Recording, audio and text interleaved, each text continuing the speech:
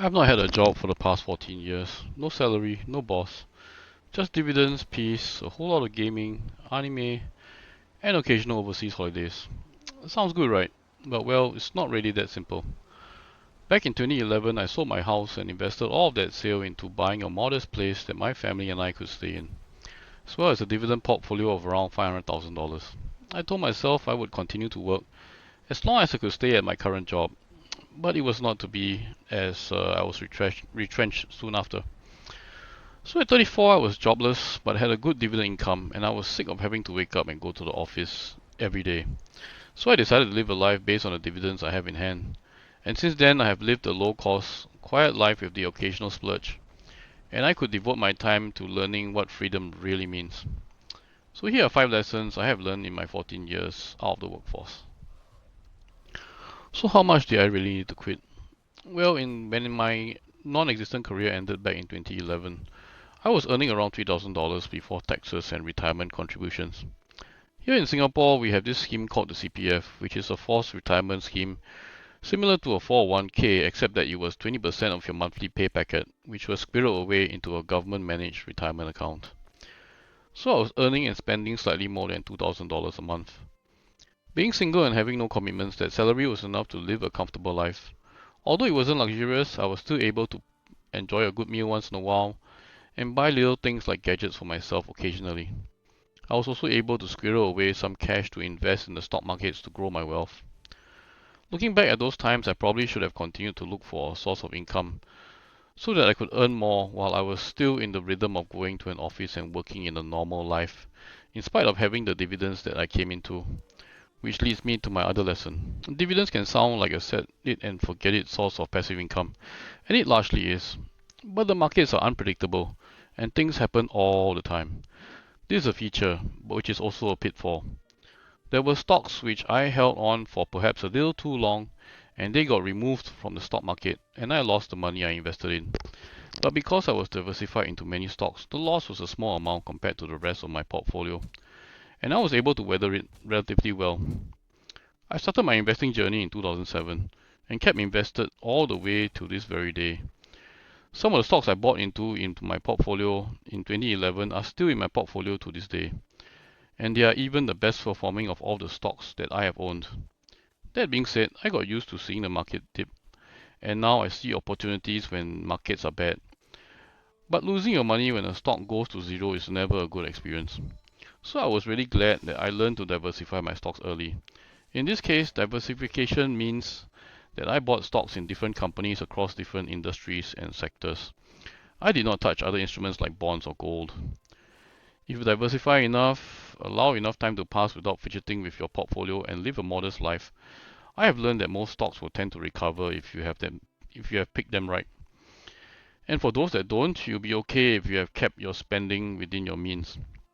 The pain of losing your money will be overshadowed by the peace in the rest of your life, and you can largely take it as a lesson learned on what types of companies you should avoid in the stock markets. So, what systems did I keep to make this lifestyle sustainable? Honestly, freedom can be a whole lot of chaos if you don't structure your life properly. Even though I spend the bulk of my time enjoying myself and I boast to others as much, the truth is there are a few systems that I maintain to keep my mostly passive income life chugging along like a well-oiled machine. Even though it seems like I am jobless, the real job that I do have is to manage my expenses. By living within my means, which is the income I gain from the dividends that my stocks gave me, I am able to maintain and enjoy my lifestyle relatively stress-free. Living within my means also means not taking unnecessary debt. What debt is necessary or unnecessary, you might ask? I would say what meets your basic needs as a human being would be necessary. So things like a mortgage, food, utilities, a means of transport, and even a cheap internet plan.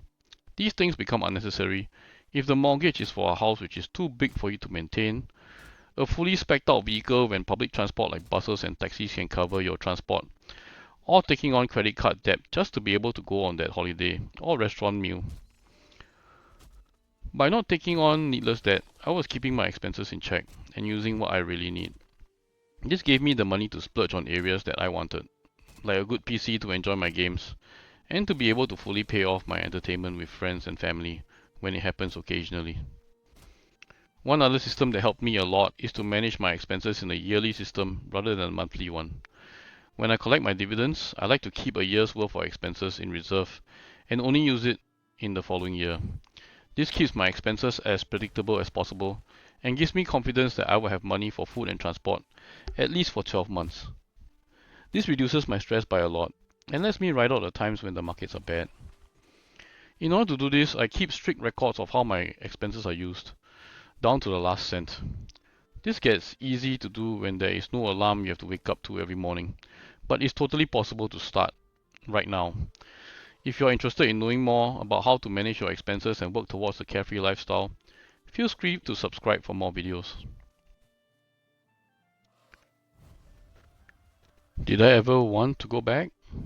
Yeah, when I see my friends afford that nice big house or buy that fancy new car, it sometimes makes me wonder if I was doing the right thing choosing to enjoy my life now using a modest dividend portfolio. But the thought of having to go back to an office when I have to handle people that I do not like and work on projects that suck the soul out of me kept me from going back to the corporate world.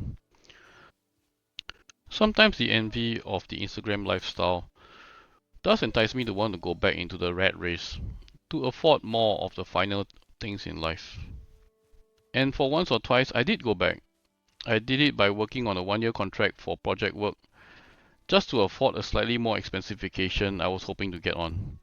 The resulting cruise was a once in a lifetime experience though, and I was mainly able to take that long vacation because I did not need to work for a living.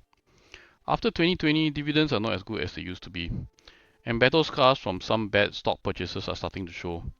So now in 2025, although I am tempted to go back to work just to get that quick injection of cash to top up my dividend lifestyle, I decided to dip my feet into the long game, which is why I created this channel.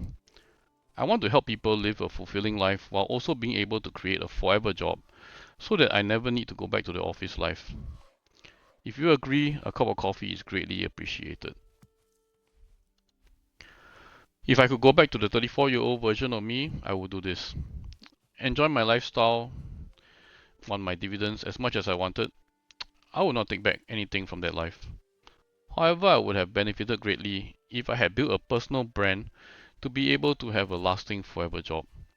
I do not need to chase the 9 to 5, but working a little just to be out there and earning from the internet, no matter how small, would have gone a long way to diversifying my income streams beyond just dividends. Another thing that working on an internet presence and earning money online would help is the number of people I would meet. Even on a virtual level, meeting people expands horizons, both good and bad. In this case, learning to cope with it is part of life, and I feel that it beats having to deal with a boss or nasty colleagues face to face. Those are some of the things I learned in my 14 years of living without a job, and it has taught me more than any boss ever did. It is not for everyone, but if you crave quiet freedom and are willing to stick to it long term, it might just be worth it. Let me know in the comments if you want to see more of how this all works behind the scenes. Dividends can be a very complicated and divisive topic, but there are some things that I feel people get wrong about dividends. And if you'd like to know more, check out my other video here. Thanks for watching and see you in the next video.